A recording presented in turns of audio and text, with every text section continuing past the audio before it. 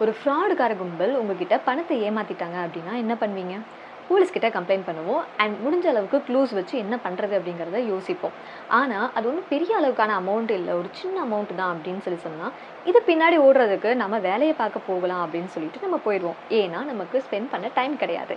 ஆனா, இப்ப இந்த டைம் இருந்துச்சு அப்படின்னு சொன்னா என்ன பண்ணுவீங்க?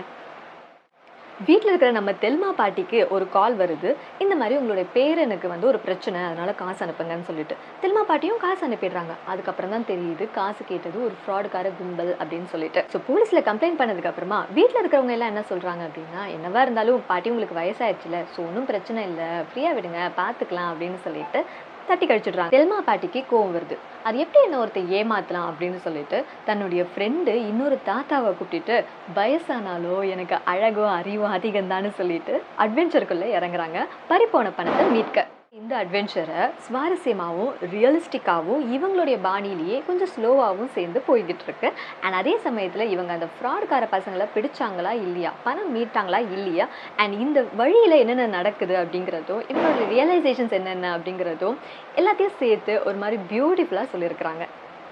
ஒரு பக்கம் ஃபிசிக்கலாக வயசாகி இருக்கிறதுனால மூமெண்ட்ஸ் ஸ்லோவாக இருக்கும்ல, ஸோ அந்த ஸ்லோ மூமெண்ட்ஸையும் இன்னொரு பக்கம் அவங்களுடைய ஹார்ட்டு டிட்டர்மினேஷன் இது எல்லாமே ஒரு பக்கம் ஃபயராக இருக்குல்ல, ஸோ அந்த ஸ்பீடு இந்த ரெண்டுத்தையுமே சேர்த்து ஒரு மாதிரி பிளாட் லைனில் மிக்சடாகவே கொடுத்துருக்கிறதுனால இன்ட்ரெஸ்டிங்காக பண்ணியிருக்கிறாங்க. அண்ட் இந்த படத்தோடைய எண்டிங்கில் ஒரு குட்டி சர்ப்ரைஸ் இருக்குது. ஸோ அதை நீங்கள் படம் பார்த்தே தெரிஞ்சுக்காங்க. ஸோ இந்த படம் உங்களுக்கு பிடிச்சிருந்தது அப்படின்னு சொன்னால் எனக்கு கமெண்ட்டில் சொல்லுங்கள். பாய்.